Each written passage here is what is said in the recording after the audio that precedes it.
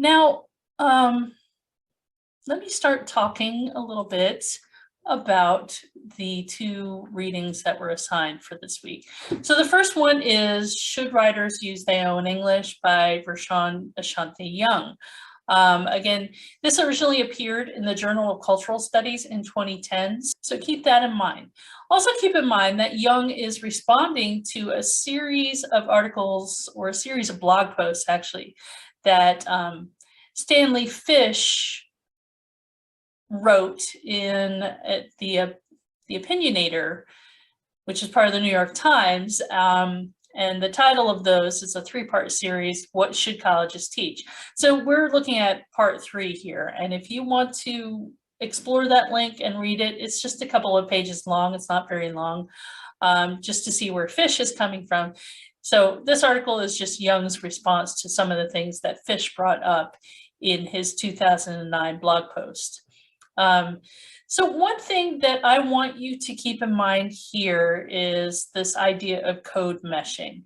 Young talks about code meshing, and he states on page 331, it blends dialects, international languages, local idioms, chat room lingo, and the rhetorical styles of various ethnic and cultural groups in both formal and informal speech acts.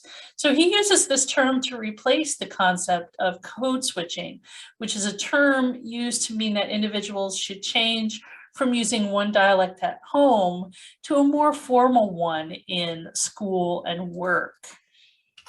There's also a concept that I want you to think about that Young brings up on page 328, and this is the idea of prescribe versus describe. So this is a scholarly conversation that examines whether quote unquote standard English should be the prescribed form of correct language, or should we instead examine and describe how language is actually used. So this is something that Young talks about starting at the bottom of page 328 in our textbook. I also want to introduce you to this idea of what they have termed, both Young and Mellix termed Black vernacular. It goes by a bunch of different names. It's also known as African American Vernacular English, AAVE, and in English and rhetoric and composition circles, we often see a lot of people referring to AAVE as an acceptable form of use of language and an acceptable form of dialect. Black English vernacular is another term, African American English. There is also the original term from the 1970s called Ebonics. Ebonics is actually a combination of ebony, which is black, and phonics, which is the sound or the study of sound. And this comes from Robert L. Williams's book, Ebonics, The True Language of Black Folks, that was published in 1975. So last point here, or last quote from Young, is from page 330. And this is just something that I want to, it's kind of giving us a preview into the last unit that we'll be working on in this course. And he states here, grad students also be trying too hard to sound smart, to write like the folk they be reading instead of using their own voices.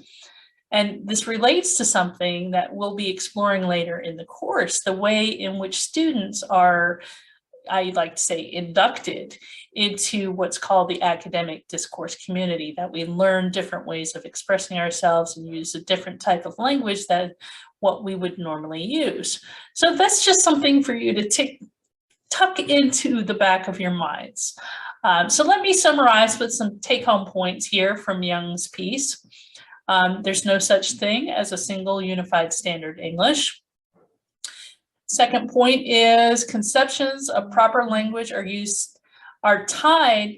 language use are tied to the situation in which language is being used and the reader's assumptions about the individual using it.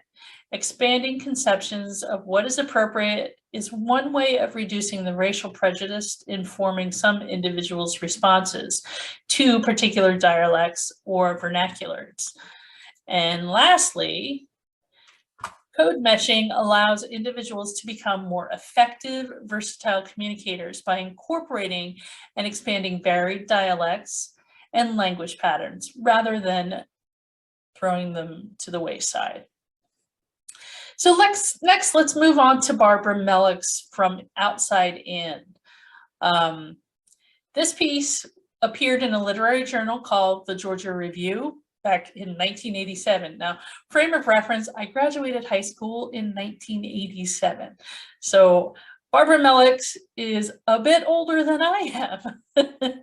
She had already married and had children and had gone through her education before writing this piece for the 1987 Georgia Review.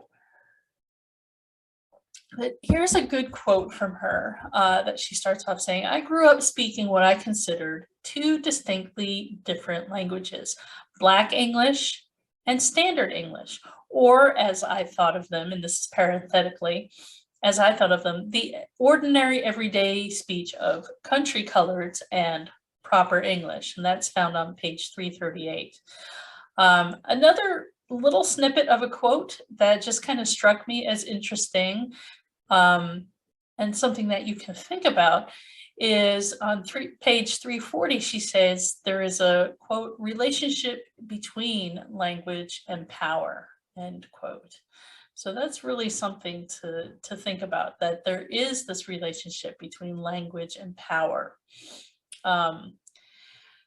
And again, just like I pointed out with Young's article, Mellix also points out and brings up an interesting point that will hint to that later unit that I referred to earlier.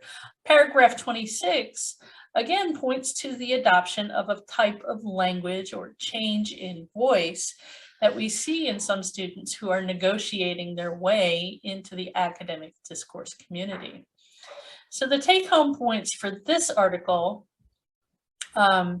is that prior experiences with family, school, and local communities affect how an individual inhabits a particular language. The second point is language shapes how individuals think about and perceive their own experiences. And lastly, adjusting to writing in new situations, for example, the college classroom, happens intermittently and over time. So those are the take-home points from Barbara Mellix.